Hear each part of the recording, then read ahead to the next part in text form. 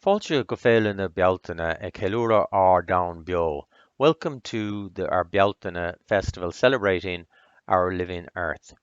This is the 16th year of our festival, and with the COVID restrictions, unfortunately, we can't get out and about as we normally do on site visits with expert guides. So we're doing the best we can. We're here at 5 every evening to bring you a live event. So we will go on a tour together, and then we will have a panel discussion with experts. Yesterday was World Bee Day, and we had a great show with Ian Edwards from the Wicklow Parks and Yvonne Grace, horticultural lecturer from Waterford Institute of Technology. So we learned a lot about bees, but more importantly, what we can do for the bees. So we know now what the bees can do for us, and we've learned what we can do for bees. So yesterday then, because it was World Bee Day, we asked people to give us their photographs of bees, to share their photographs by social media. And here is a beautiful shot from Will Lennon, and the prize then of an OPW day pass for any site in Ireland goes to Will. Well done. So keep sharing your events with us and your what you see around you, and you could be in line for sharing a prize. But of course, it's not just about prizes, it's about sharing. It's about us being in this festival together, a new way of interacting, but carrying on nonetheless. Um, there's a lot of other activities and events. We have events on our website. We have also guides and activities, and we also have many partner groups are doing events also online. We have the Wexford Wildfowl Sanctuary have a great quiz on their website for the festival, and this one is Do You Know Your Birds? They also have a lovely quiz on mammals, so be sure to check that out on the Wexford Wildfowl site. We also have the National Botanic Gardens in Dublin, looking splendid in this photograph, and I'm sure they look splendid at the moment. Um, the National Botanic Gardens have a great competition looking for people to share their art with them, and they have a prize of passes to OPW sites. Now, mentioning the botanics and the event for tonight brings to mind a colleague of ours. This is Una McDermott, who unfortunately passed away all too early 2 years ago. It would have been Una's birthday on Monday, but we decided to wait to tonight to mention her. We have we have a great topic tonight, and that's wellness and nature. And I think it's something that a lot of people would instinctively feel that there is some strong connection between wellness and nature. But it was from Una that I first learnt about this in a more concrete way. And Una really was at the forefront of promoting this idea. She was a lecturer in horticulture for many years in Waterford Institute of Technology, and she built this in and preached, I suppose, to her students over the years about this. And she'll be fondly remembered by a generation of horticulturists that are out there making their mark on the world, literally. And so Una's legacy lives on through them. And I'm sure lots of the plants that she planted through her long career are still flourishing and probably blossoming at the moment. Um, Una uh, believes strongly in the connections with nature. And here's another picture. I suppose this would be here, Una. I tried to catch her on a walk for the Robert Boyle Summer School, and that's the famous U Walk in Lismore Castle. And unfortunately, Una has her head slightly down because, of course, she's looking at the plants. So we go on to our main event for the evening, and we will go on a tour visiting the JFK Park and Arboretum in Wexford. And this is a fantastic place, unfortunately only open to those within 5 kilometers at the moment, but hopefully as restrictions ease, everyone will get the chance to visit there. So we're going to go on a wellness walk in the company of Mary O'Neill Maloney, and after that I'll be joined by Mary and also Dr. Mark Rowe, who is a general practitioner with a very strong interest in wellness and is well known for wellness. So let us go on a walk around the JFK Arboretum.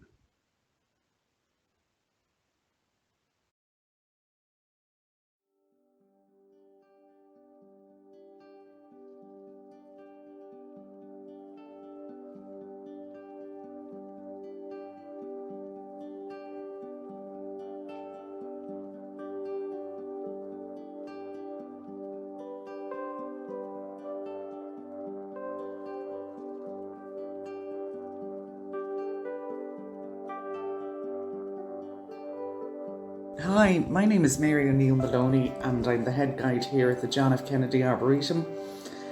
The Arboretum is just one of many of the OPW managed properties throughout the country, and the setting for this virtual tour is just perfect. We've put on many themed tours and events over the years for the Baltana Living Earth Festival, and I'd just like to say thanks to them for all their help.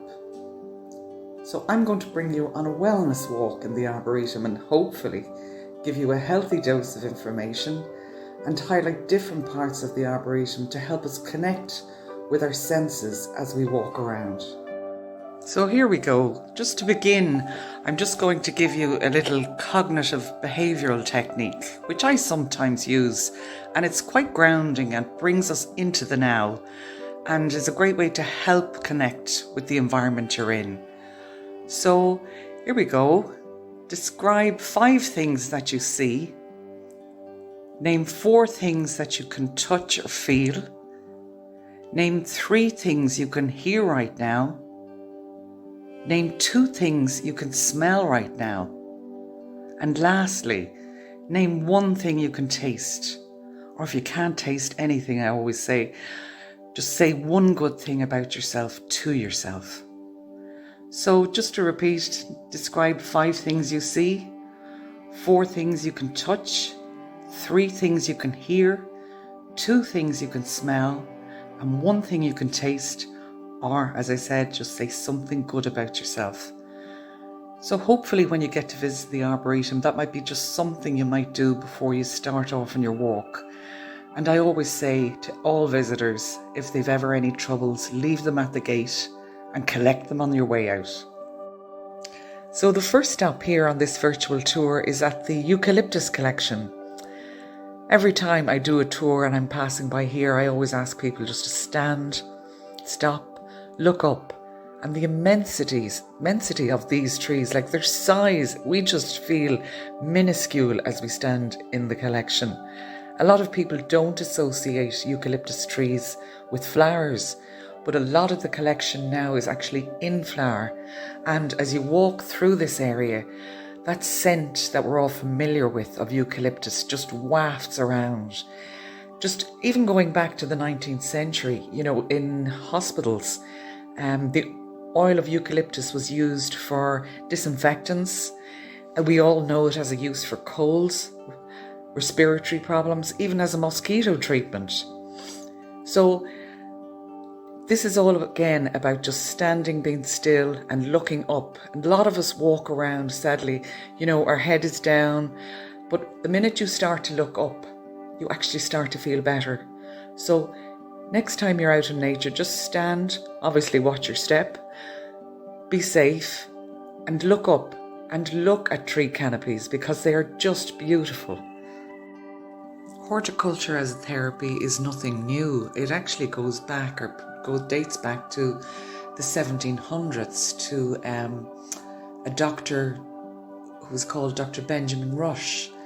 And he was the first doctor to toy with the idea of restoring your mind through nature. And he encouraged people, who were in a hospital setting with mental illness, and he encouraged them to go out and work in nature, in the fields, and positive outcomes for people with suffering with depression and mental health illness, was quite noticeable for the people who went outdoors and worked outdoors.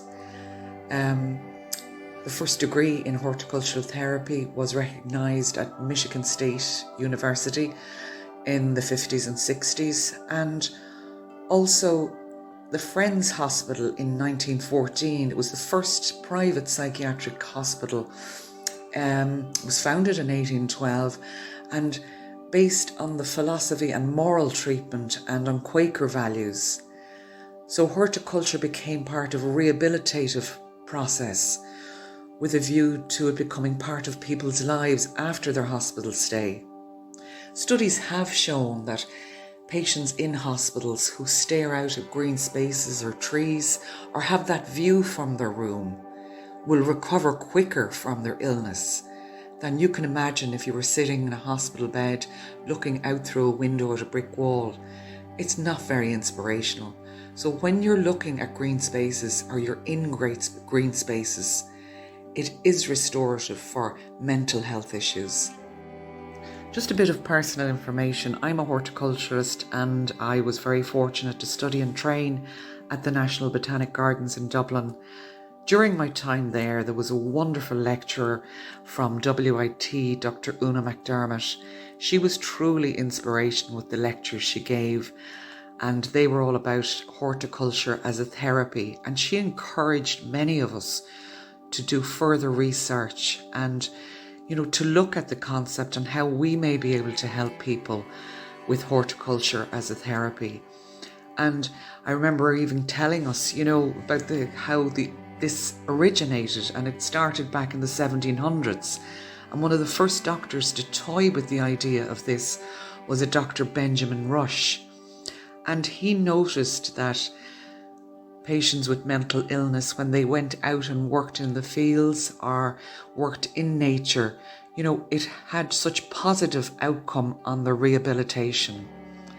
And, even the Friends Hospital in 1914, which used to be called the Friends Asylum, awful name, that was the first private psychiatric hospital founded in 1812, and it was based on the philosophy of moral treatment and Quaker values, and horticulture became part of the rehabilitative process and it became part of people's lives.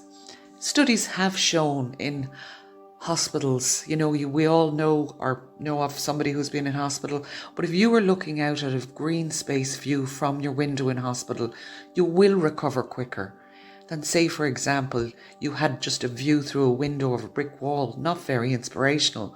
So looking out on green spaces and being in green spaces is wonderful for our mental health.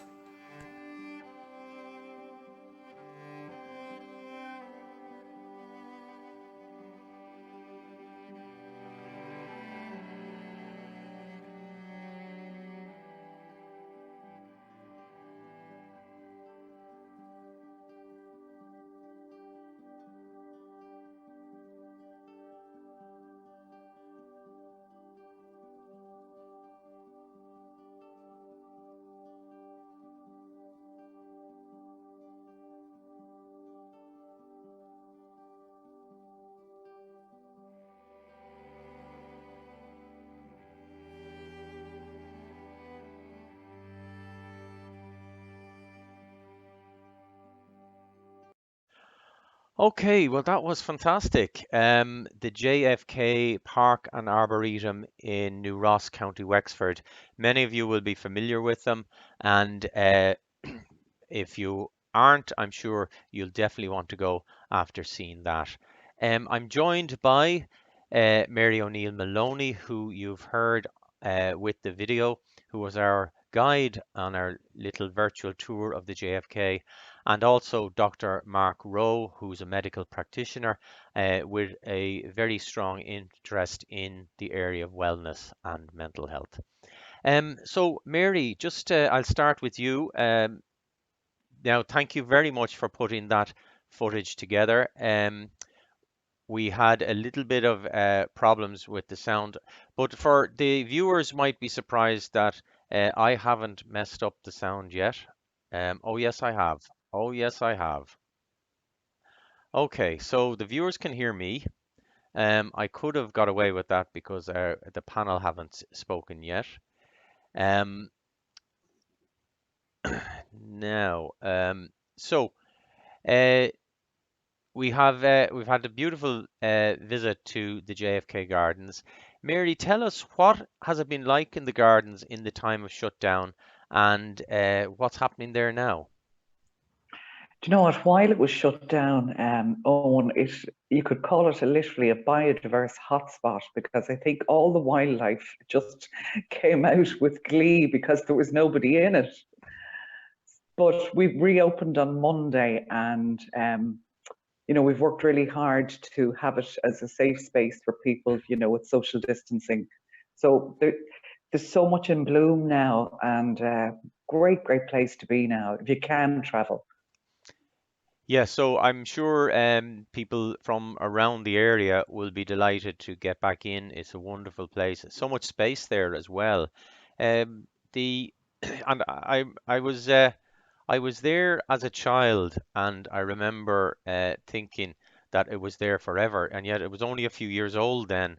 It feels like the gardens are hundreds of years old. Yeah, it's amazing because it's a tree museum really because the one good thing we have is the favorable conditions down in the southeast, great soil, direction, the way it was planned out was so good. So yeah, the plant growth has been amazing, and that's only over 50 years. And people who visit feels like, as you say, a couple of hundred years. Mm. Yes, and it's interesting you say about the wildlife having it to themselves.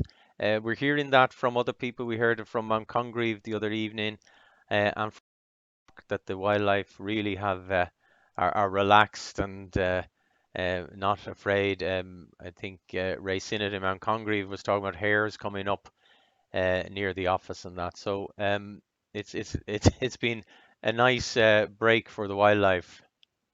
Yeah, and we're very fortunate that we have a great population of red squirrels in the Arboretum. I think you saw that in the video. And, we hear great reports from visitors who come, and, the population seems to be stable. We have a great guy on site who looks after that. So we're really, really fortunate. Like, but some of us were able to go in, because maintenance has to go on and the ground Mm. staff are working there. But the report of foxes, hares, rabbits, it's been an abundance. There's an abundance of rabbits actually at the moment.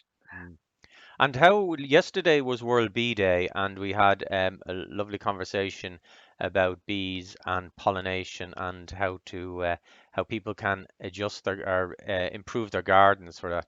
How was the insect life in JFK this year? We're hearing a lot of anecdote about, and it could be to do with climate or whatever, but that a lot of insect life this year. Yeah, and we're very lucky because I suppose with such a diverse range of plantings, we've a very biodiverse, rich paradise because, year round we would have good food supply, good food source, from y- all year, starting with heathers, winter time, going right through. So we can see an abundance of bees at the moment, which is great. Yeah. And now we're on to tonight's main theme because it is Mental Health Week, and we have touched on it several times in previous events about the importance of nature and being out in nature and for wellness. Are you getting a lot of interest from the public in the idea of wellness walks? Yes, we have done, we've had a few of them before, and I'm a great advocate of horticulture as therapy and being in green spaces. And, I've even mentioned Mark to people about his wonderful greens prescriptions. But I think at this particular time, we're so lucky if you have a green space to be in, because I definitely think it helps with your mental health. And also, it has been proven that, your direct attention, like we're doing now, we're focusing on each other. When you go out into green spaces, sort of, it's called soft fascination. It helps your brain just kind of re-chill and, re-energizes you to get back to work duties. So I think that's a really, really important point to put across. Yeah, and I think that there's probably two experiences one can have. One is the being out in nature, maybe in a forest or by the sea, or walking somewhere nice and quiet. And the other probably is the idea of gardening yourself. Could you tell me a little bit about the experience of gardening, of tending the soil, of growing plants, and how that helps? Yeah, and it's amazing you should say that, because studies have been done, testing, when people put their hands into soil. That's how I grew up. My dad was a market gardener, and I grew up literally with my hands in the soil. And I think a lot of people now realize that they can grow something. Growing something from seed to see it come through is just the most delightful thing. And in the Arboretum, we've done that over the years. We take plant cuttings and seeing those successfully grow, I think, you tend it more. And even with children, we see that in particular, because I've seen children, who think that vegetables just come from a supermarket. But I've done a lot of studies in schools, and once they see that they grow it themselves, they will make healthier choices. Well, if they think that vegetables grow in supermarkets or are made in supermarkets, I hope they're not asking about the origin of their milk. That'd be a tricky one to explain to a teenager. It Um, would. Mark, you have done quite a lot of work in this area over the last number of years, and you've gained quite a reputation for the idea of wellness and mindfulness and mental health. Can we start just by these terms are used a lot. Uh, can you is it possible to explain briefly what we mean when we say wellness, mindfulness, and mental health? Well, language, and Owen, firstly, can I just say I'm delighted to be here and to support CalMast and the Living Earth. I think this is a wonderful initiative, taking this online and really spreading what is a very, very important message about the beauty, not just of nature, but indeed of the southeast of Ireland, which is a real gem. So to anyone that's tuning in around the world, this is the place to come. Post-lockdown, come and visit our beautiful country. I think, Owen, you're right. I mean, I think language is very, very important. So if I can just kind of go through those words. I mean, I think mental health, um, to a lot of people, mental health conjures up images actually of mental illness. And of course, mental health has nothing to do with mental illness. Mental health is being well from a mental health point of view. I mean, what I would say is that what I've learned more than anything else over all my time as a doctor is how interconnected everything is. In other words, you can't really talk about mental health unless you're also going to consider your physical health, your emotional fulfillment, the quality of your relationships, your sense of purpose, and the environment you spend your time in, which is where nature becomes so important. I mean, wellness as a term, it's a kind of an American term, and it often conjures up an image of physical well-being. So they talk about wellness programs, and generally they're talking about, some sort of workplace exercise initiative, or maybe a healthy eating initiative. Whereas well-being, is really a more encompassing term that includes physical health, mental health, emotional health, and relationships. In other words, mind, body, spirit, and emotion, all connected to sort of a sense of purpose and environment. The word I like to use now, Owen, is the word vitality. I think vitality is a great word, that it implies a sense of proactivity, a sense of energy, and a sense of really, living life on your own terms, and ultimately, your own well-being, Owen, may well be different to mine, and may well be different to Mary's, but there are some fundamentals to good health and to living a life of real vitality. And I really believe in the health benefits of nature, and it's not just something I picked off the shelf. I have read extensively about it, but of course, this is age-old wisdom that goes back thousands of years.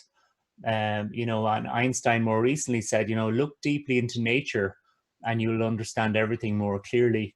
I think to Mary's point about sticking your hands in the soil and getting all the health benefits of the Mycobacterium vaccae, which are bugs that live in the soil that boost serotonin levels in the brain, which is the happiness and positivity generating hormone. I mean, Confucius said, if you want to be happy for a lifetime, plant a garden. So there's a lot of old wisdom that points towards spending time in nature.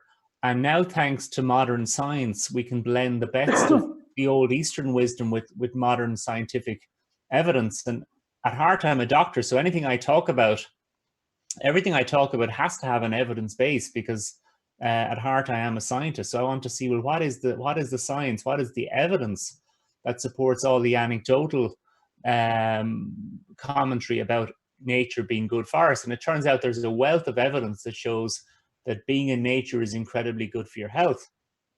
Not just does it, as Mary said, boost soft fascination and boost your attention span. You become much more creative. You boost your mood because you boost all these mood boosting neurochemicals from serotonin and oxytocin and dopamine, which give you what I call the biochemical cocktail of brilliance, or green exercise, being out in nature. You boost your memory, your attention span, your focus. You reduce feelings of anxiety. You quieten down the emotional alarm clock in the brain, which is known as the amygdala. You reduce a tendency to what are called depressive ruminations, which is this tendency to recycle worrying thoughts over and over and over again. So you reduce that and you become more empathic. You end up being nicer to yourself and nicer to others. So there's a whole wealth of, I suppose, neuroscientific evidence that shows the benefits of being in nature. This research is... Yeah, go on, Owen. Sorry, I was just going to say that a lot of modern life, I mean, this and the COVID thing, really has us all rethinking about how our modern life, uh, um, how we live our modern life. And I think a lot of it is about distraction. That a lot of it, the phones, the screens, video games, the PlayStations, these things are, um, for people checking social media constantly. It's about distracting. So we're not really, um, I suppose, thinking in a more reflective way, but at the same time, we have these stressful and intrusive thoughts, and that the pressures they keep replaying for us. And is it the case then that getting out in nature helps us to switch off from that? Absolutely. I mean, you're absolutely right, Owen. The world we're in right now has never been more, stressful, noisy, as I say, and there's never been so much distraction.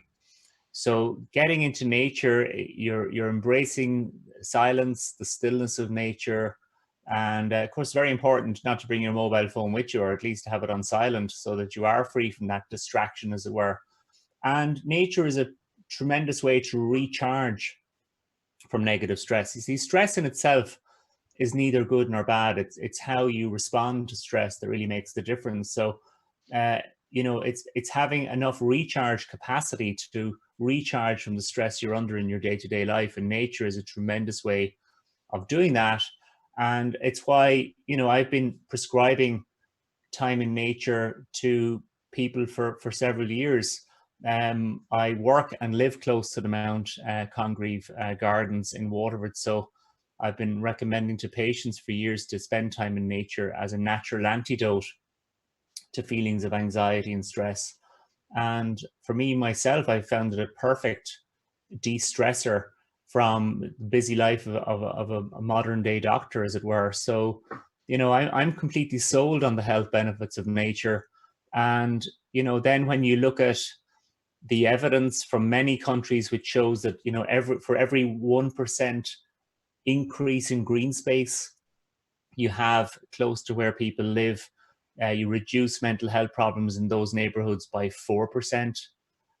When you look at the reduction in more than 15 chronic health conditions from increasing the amount of natural green space where people live, you can really see, how beneficial nature is for our health and well-being. And then I suppose the crowning glory of it all is the brilliant work that's been done by King Lee in Japan, looking at forest bathing, and how, immersing yourself in nature using your five senses can not only, allow you to feel better and feel more recharged from stress, but actually objectively it can lower your blood pressure, slow down your heart rate, lower your blood cortisol levels, which is the major stress hormone in the body. It's really, really interesting. And so one of the great questions is, well, why is nature so restorative? Why is being in nature so good for us?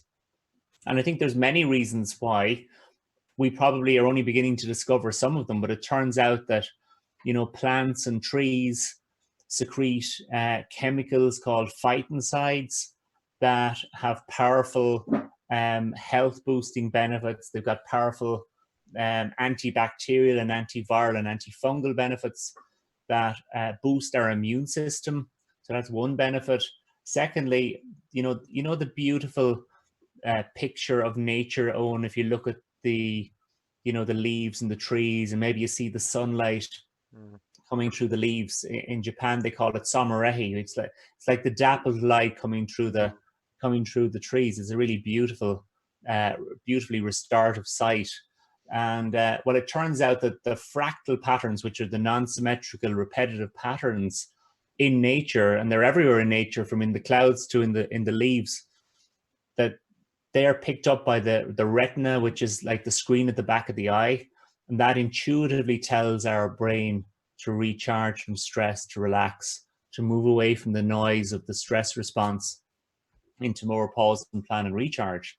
And of course, all the sounds of nature, the birds singing, that's at a frequency of about 3,500 hertz, which seems to be very attuned to our natural recharge mechanism in the brain. And, so I think, in fact, even during lockdown, Owen, even just looking at a little picture of nature on your computer screen, there's evidence that in itself, just a picture of nature can be restorative. There's a brilliant health psychologist in the US, you may be familiar with him, Owen, Roger Ulrich. And he's really the father of, I suppose, nature in healthcare environments. He's a very interesting story. If you have a minute to listen to it, he was very sick as a young boy and spent a lot of time in hospital. He had kidney problems. And he recalled afterwards that what had kept him going through his months of hospitalizations was the fact that he was in a room with a window and he could see a beautiful tree outside the window. And he found that really, really kind of helped him.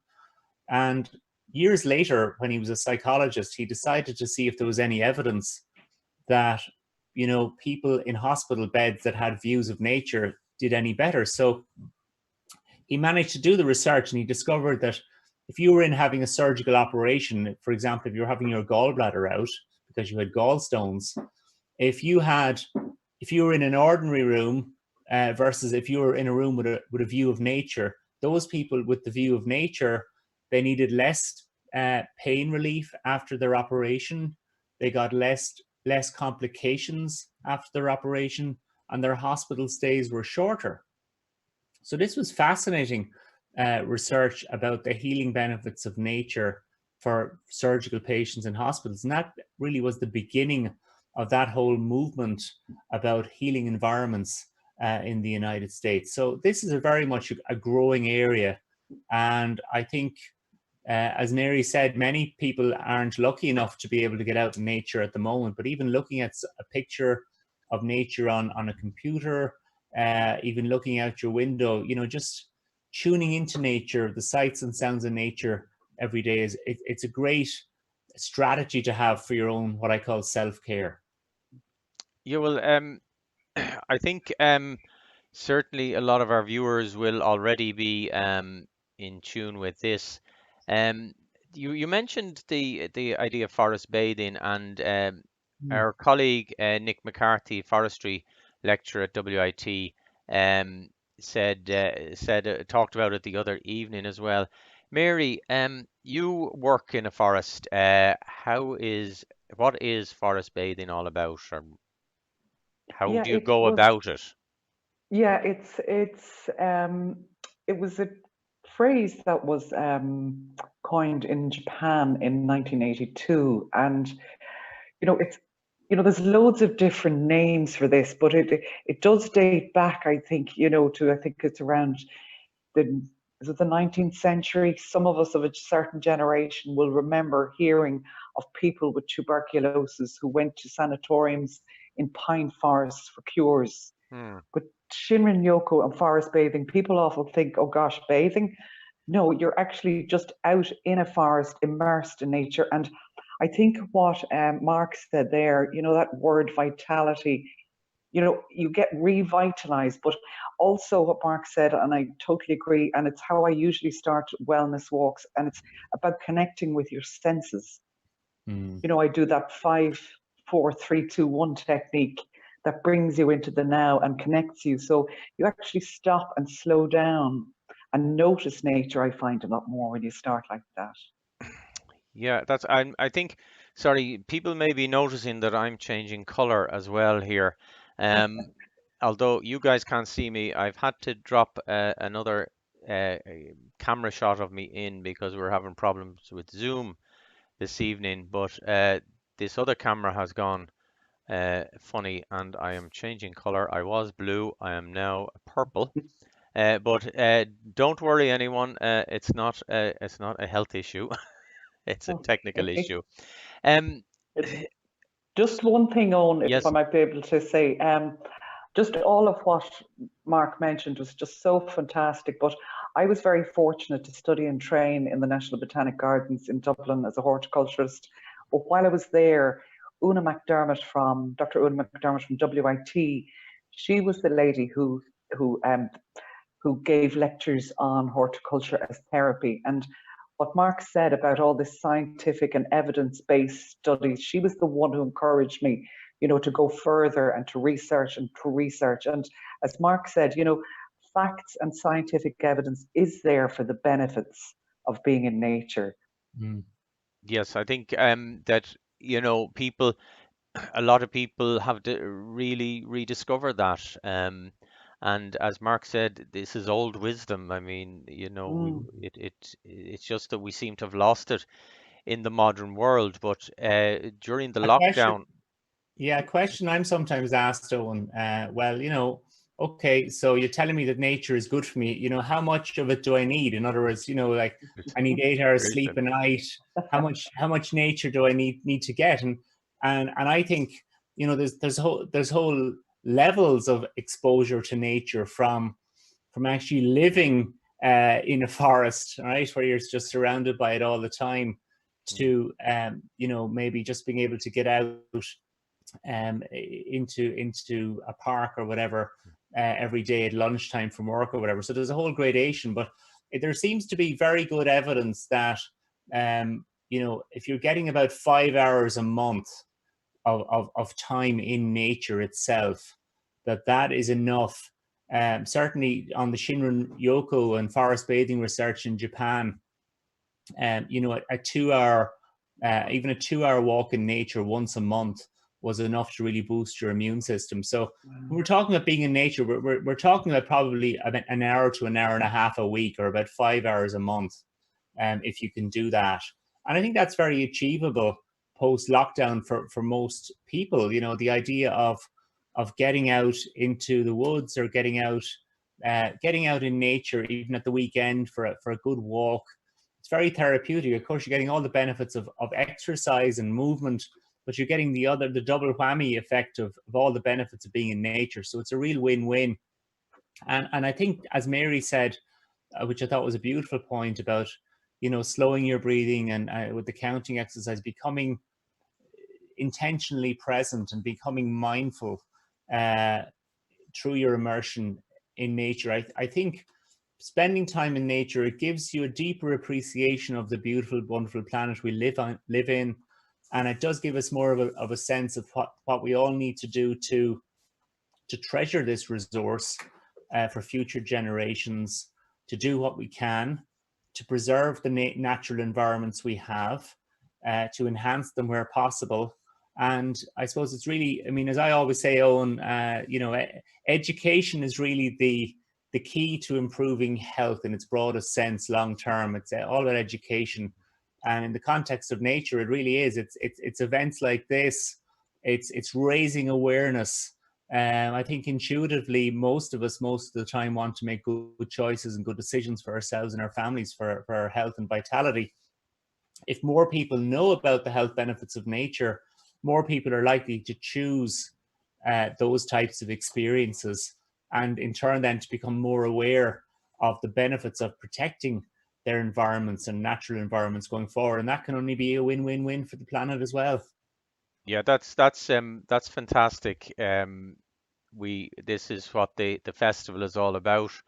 Um, and if people can see nature as beneficial, we've had various aspects of that.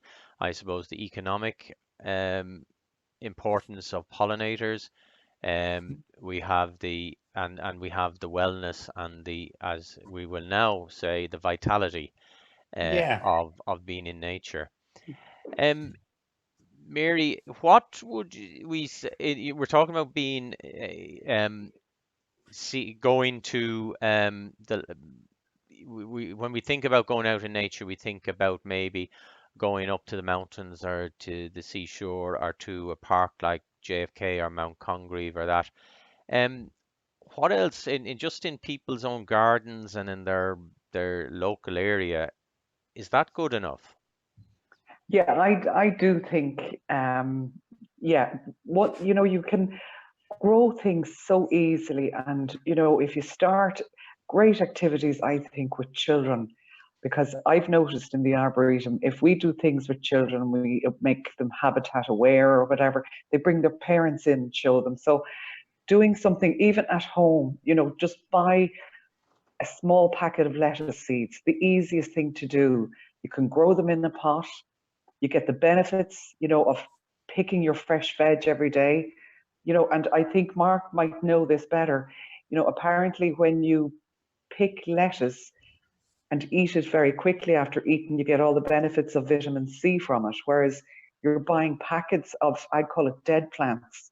There's really not much nutritional value. So yeah, just being in, no matter how small a space it is, to grow something. And what's really come to the fore, I think, with these very trying times are horticulture and gardens and plants.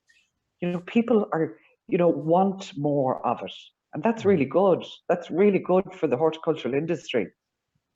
Yes, and we had Yvonne Grace, horticultural lecturer at Waterford Institute of Oh yeah, Technology, on yesterday on the show, and she was talking about what to plant for pollinators, and she advised about all the herbs, and even if you have only a one flower pot or a window box, if you plant some herbs, thyme or that, you have wonderful for the bees and the pollinators, and also you mightn't have enough space to fill a pot, but you can certainly grow herbs and spice yeah. up your cooking. I totally agree, because I actually do that at home. And, we see all these pretty window boxes and they're just annuals. And a lot of those plants really aren't very effective for pollinators. But here in baskets and pots, I grow all types of herbs. At the moment, thyme is in flower, so it's alive with bees. And these can be left in containers year round and maybe just freshened up every year. So you're not having to waste a lot of annual plant material that might be much good.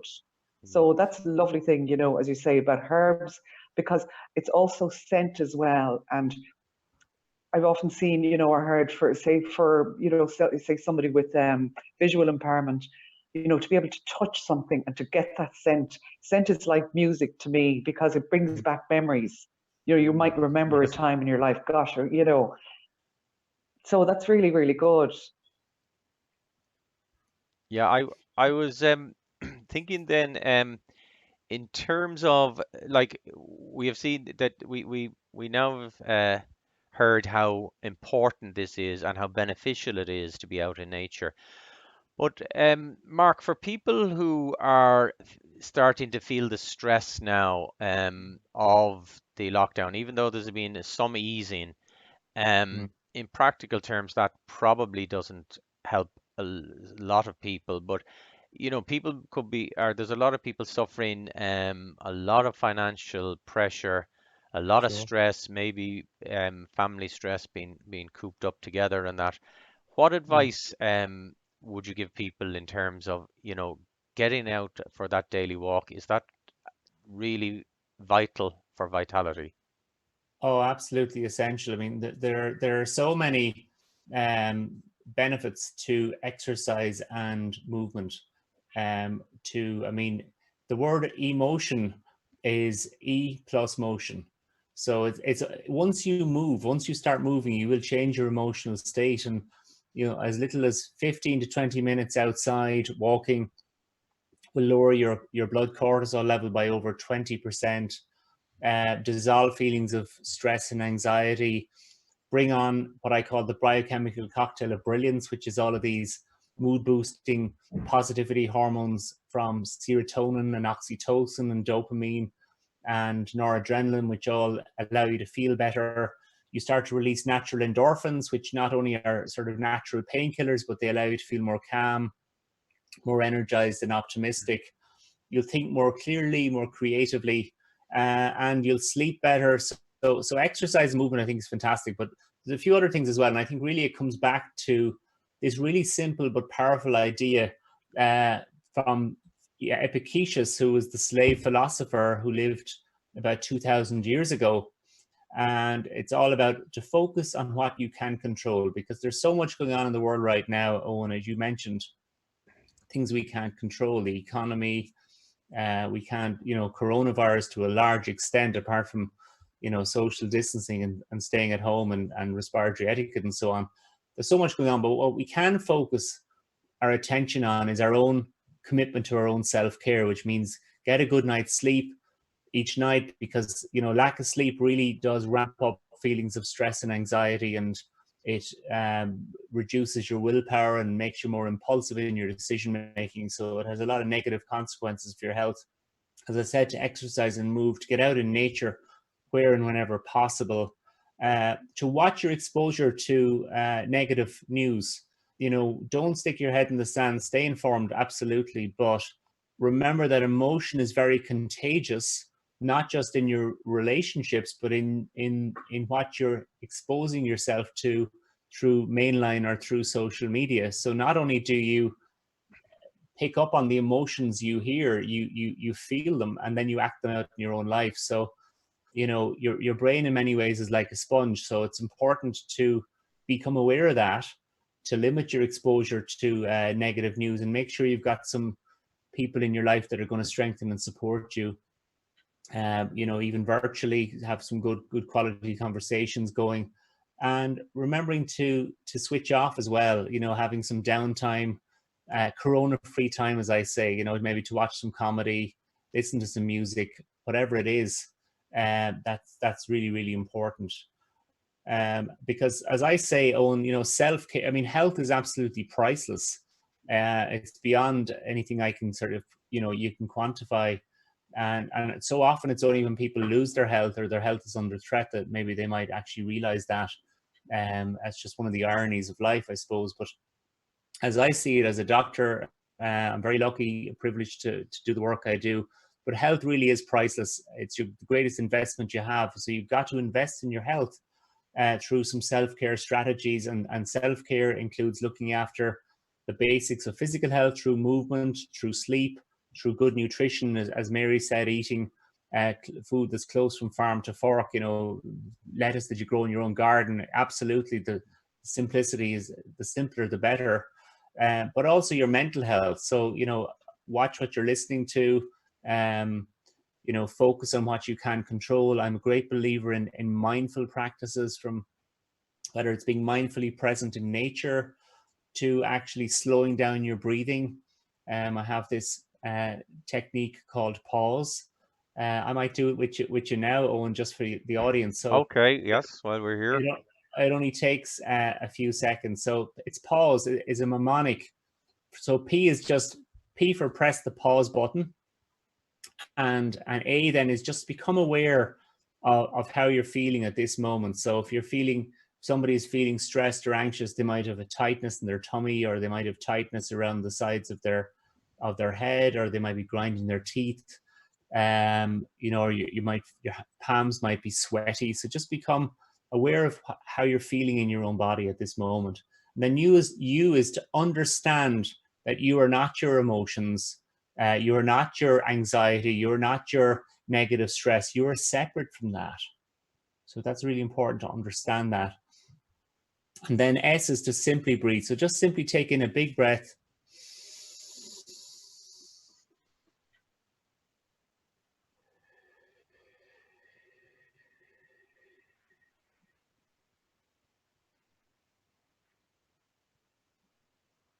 And E then is to exhale. And as you exhale, you breathe out your feelings of stress, you breathe out your feelings of anxiety, you breathe out that toxicity. And, that's a lovely, very simple little technique that anyone can do anytime, any place. Whenever you're feeling a little bit uptight, just slow down your breathing, take that little pause, and it dampens down the red button in the brain, the amygdala, which is the stress center.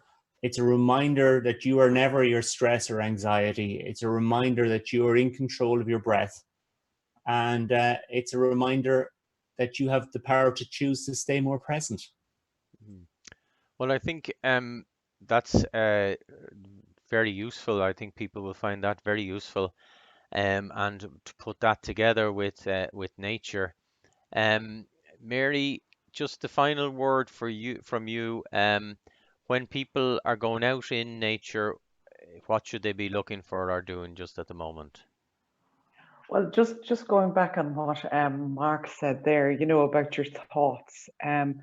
If you have a garden and you have a chance to get out into a garden, the one thing I've always noticed, like when I'm out in my garden, I'm, pulling weeds, I'm doing whatever, you actually disconnect from your thoughts. You seem to forget, I don't know, I seem to forget everything when I'm out in the garden, so that's a great thing. And also, getting out into green spaces, and sometimes just stop and pause and actually look what you're looking at.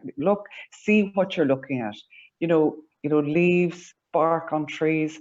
Just stay, as Mark said, in the moment. And also, just reiterating another point Mark said there about choice. We all have choice. If we take time, say we have an hour to choose to sit and watch an episode on Netflix, we could also use that hour better by just getting out of doors and noticing nature.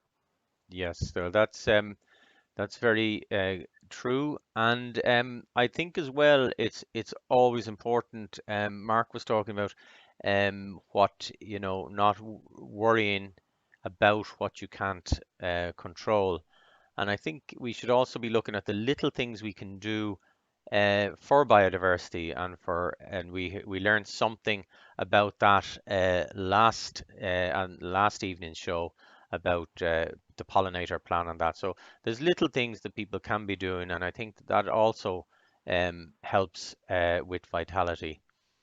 Yeah, and sorry, Owen, I Yeah, just want to say much credit to yourself and Sheila and Cordula and Ben, because you've wonderful activities online for people, they can go in and access. and do, some of my team set up a nature mandala so families can kind of download that as an activity at home.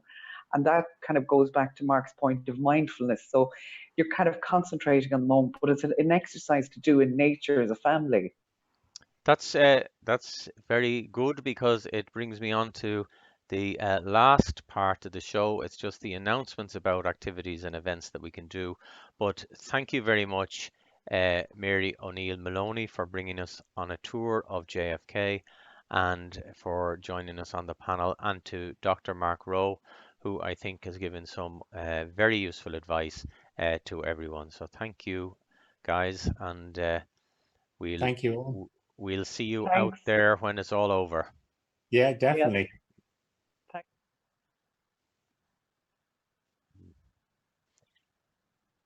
Now, we're on to just the end of the show. It's been a very long show, but a very interesting.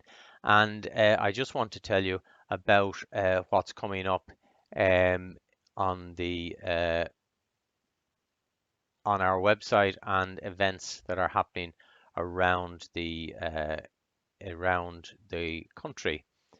I have to find where I am now, and here we are. That's mm, no.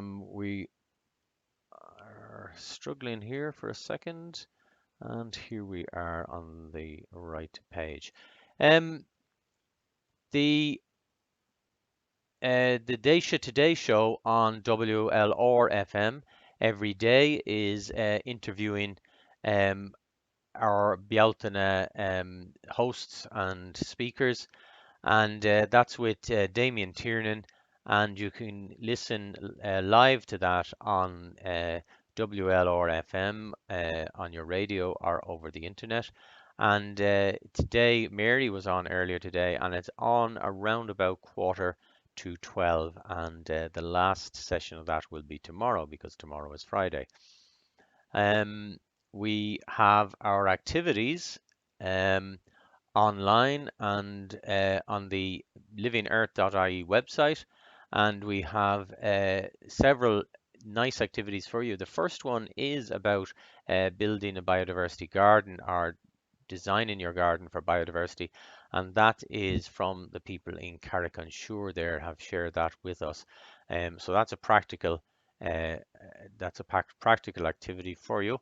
We also have one on making prints from leaves and flowers. That's one that Cordula put together, and she also put the flower pressing one together. And so they're today's activities on the website. And tomorrow we'll have more new activities, and all the week's activities are there archived on the website. And this is what we were talking about, activities to get involved in nature, and particularly useful for families. And this time where you might have younger children at home and you're trying to manage their learning, you don't want to be overloading them with homework style work. And this is wonderful, real rich learning, learning by doing, and they're all easy to do, and um, we can download those, find them on our Living Earth website. Now, the guides for today, there's a lovely guide on flowering trees from Ireland, and that's the National Parks and Wildlife. And there's also a trees worksheet, and that's for primary age children, a nice little worksheet for them to do. Now, we've spoken several times about our competitions. We have a daily competition, daily prizes of OPW passes, courtesy of Mary O'Neill Maloney and our colleagues in the OPW. We also have a number of major prizes. Uh, we have a 10 visit voucher for the Lafcadio Hearn Japanese Gardens, which we visited the other day in Tramore. And we will also have a annual pass to the OPW sites, and that's a nice picture of the JFK Arboretum there, one of the many OPW sites around the country. And finally, we also have an annual pass for Mount Congreve House and Gardens, and you can pop in there anytime you like, subject to lockdown regulations, and you might even bump into Mark Rowe there, who is often enjoys the gardens there. Just to say how you can enter, we're going to look over the next few days. We want you to submit your photographs or videos to us via social media, and you'll be in for a chance for those wonderful prizes. The tomorrow is a very important day. It's International Day for Biological Diversity, the 22nd of May every year, and we're looking for people to share their experiences, what they're out and about doing and seeing with us for those competitions. We'll run it tomorrow, on Saturday and Sunday, and we'll pick the winners on Sunday for 5 o'clock on Sunday when we finish up. So, as I say, tomorrow is International Day for Biological Diversity. It's a UN celebration, and tomorrow will be the end of the UN's decade of biodiversity. And I think that we really have seen in that time awareness of biodiversity and the importance of biodiversity increase among the public, certainly the people we're dealing with, and the public we're meeting through CalMast, and young people as well are really well tuned in. So this is the 16th year we've been part of the UN efforts, and we're delighted to continue that. And so we'll have a special show tomorrow live at 5 for International Day for Biological Diversity. So thank you very much for joining me, and we'll see you again tomorrow.